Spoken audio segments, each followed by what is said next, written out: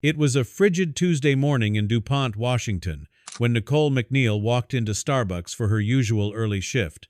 Winter's icy breath clung to her jacket sleeves, and the parking lot was slick with frost. She flipped the sign to "Open" and started her routine, powering up the espresso machine, organizing pastry cases, and greeting her first customers. Most mornings blended into each other, but that January day, something felt different. Tucked between the hisses of the espresso steamer stood Vince Villanelle, his expression more drawn, his posture stiff. Nicole recognized his familiar face, but today the warmth that usually greeted her was gone. She prepared his routine order: 30 ounces of vanilla cold brew with extra vanilla, without saying a word. She'd lost count of how many times she'd pulled that same drink. They had a silent rhythm, broken only when Nicole ventured softly, "Is everything okay?" His eyes flicked up. He answered with a curt nod and a forced, "I'm fine, thanks," before grabbing the cup and walking to her suggestion to stay for a chat. He paused, seeming uncertain, then took a seat at a small table in the back. Nicole added the drink to the tab and told him to make himself comfortable. Nicole finished the morning rush and joined him.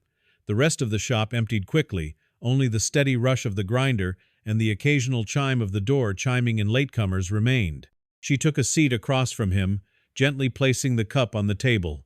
Veins stood out on his hands, and the warmth of the drink fogged the plastic lid. He stared at it as if struggling to muster courage.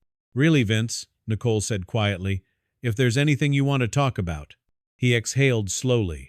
Maps of memories and trauma passed through his eyes: combat tours, midnight alarms, cries in the night.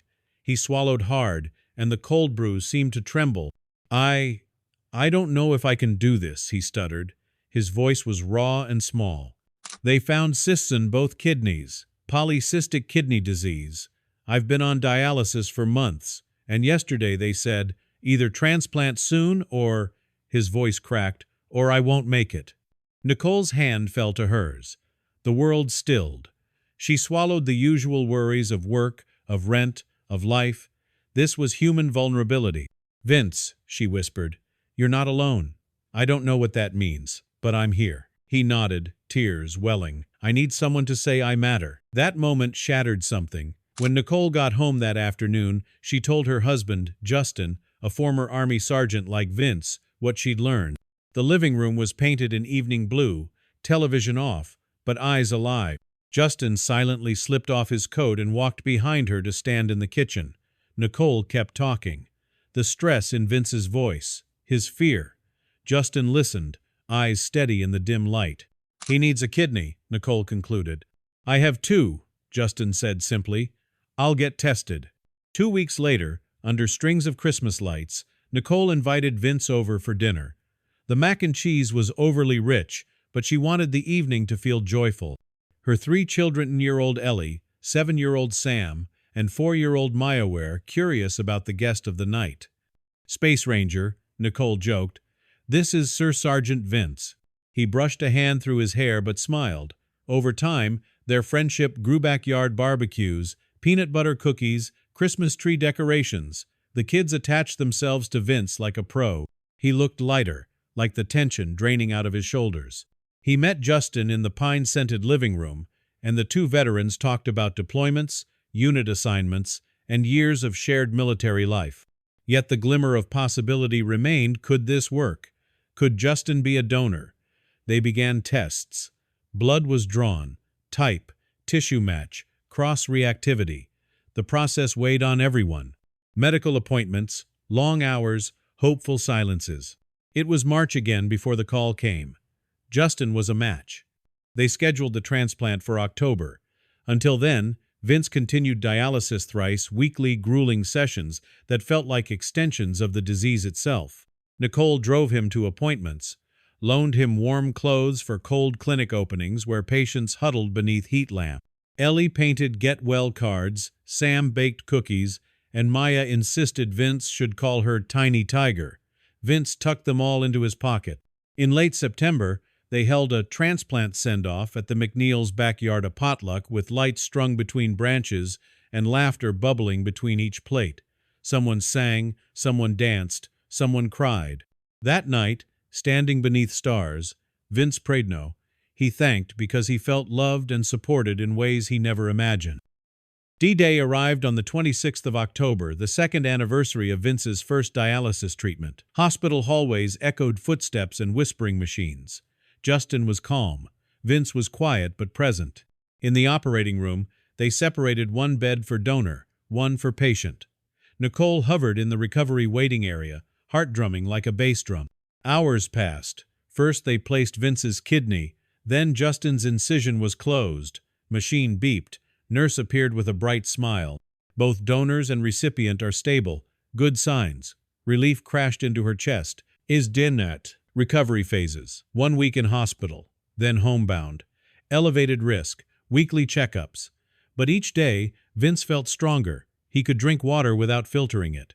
He slept without dialysis machine humming. He laughed at movies with the kids.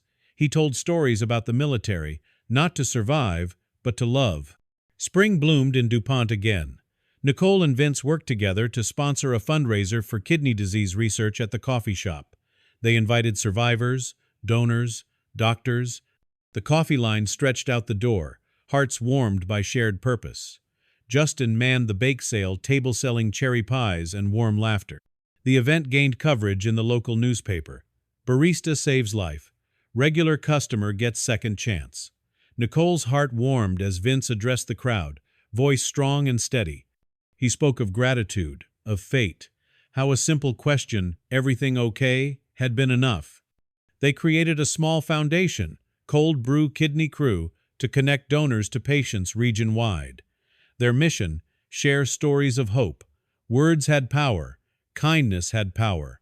The tiniest gestures resonated beyond coffee cups. 2 years later, on a golden autumn afternoon, Vince, now healthy and strong, walked alongside Justin toward the VFW Hall for a veterans ceremony. They'd created lives nourished by resilience and community. Nicole held her coffee mug, where the initials VV plus JM were scrawled in Sharpie by Maya. Behind her, smiling kids grabbed her hands. They would grow up with stories of father, donor, adopted brother. They'd grow up knowing that giving breathes hope. She reflected on that day in January, when she asked the question and said the words no one expected, how a coffee ritual turned into a lifeline, and how 2 lives were forever bound by compassion. Later that night, Nicole pulled out a notebook. She titled it Care Included. She sketched chapters. Listening is healing.